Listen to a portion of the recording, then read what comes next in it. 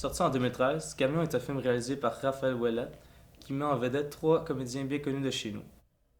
Stéphane Breton, Julien Poulain et Patrice Dubois, qui jouent dans un film dramatique qui se déroule au Témiscouata, au Québec.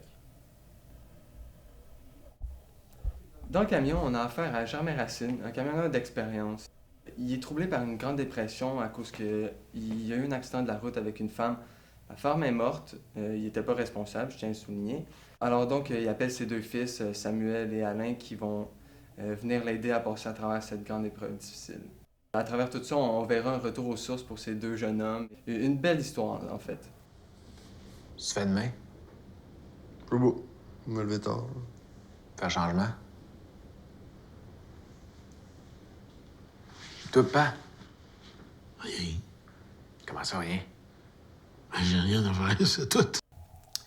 Il faut aussi souligner le jeu des trois comédiens qui rend les trois personnages très crédibles et très sincères. On retrouve chez Germain une certaine détresse masculine qui est influencée par le père de Raphaël Ouellet, le réalisateur du film.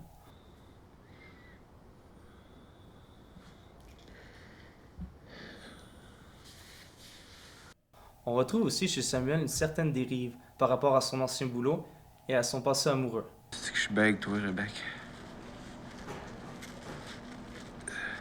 Ça commence à manquer dans cette tête-là. Finalement, chez Alain, on retrouve une certaine délinquance à toujours vouloir faire la fête et à prendre la vie à la légère.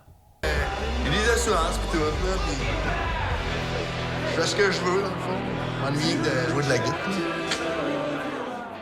Au cœur de l'histoire, le thème de la famille, puisque Germain appelle son fils Samuel pour lui demander du support. Ainsi, Samuel apporte Alain, son frère, pour retourner au nid familial. Ayant de la difficulté à se faire aider, les deux jeunes hommes doivent donc pousser leur père continuellement pour pouvoir le sortir de sa dépression. Papa! Germain! Je t'ai fait une liste d'affaires à faire, là. Passer à la balayeuse, ramasser ton bordel, ton bois de poêle. Il est en retard d'un an, hein?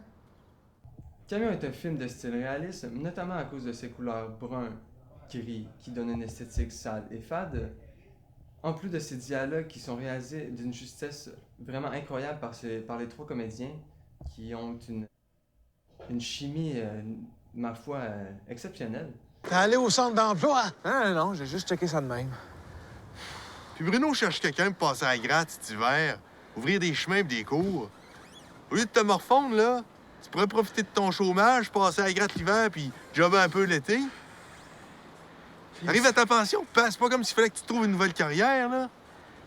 C'est simple dans vos têtes, vous autres. C'est pas simple, c'est logique. Vous êtes pas à ma place.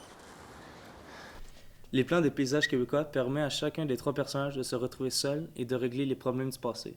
Pour Samuel, il retrouve ainsi son ancienne copine dont il est toujours amoureux pour clarifier les choses. Pour Alain, c'est surtout un retour aux sources vers sa première inspiration qui est la famille. Pour Germain, il parvient ainsi à se sortir de cette déprime causée par l'accident de la femme et peut ainsi pratiquer son activité préférée, qui est la chasse, avec ses deux enfants, Alain et Samuel. L'excellente bande sonore pour Camion, à l'image du film, c'est-à-dire simple et épurée, a été créée par le groupe Montana, qui a d'ailleurs gagné le Jutra 2013 de la meilleure musique originale.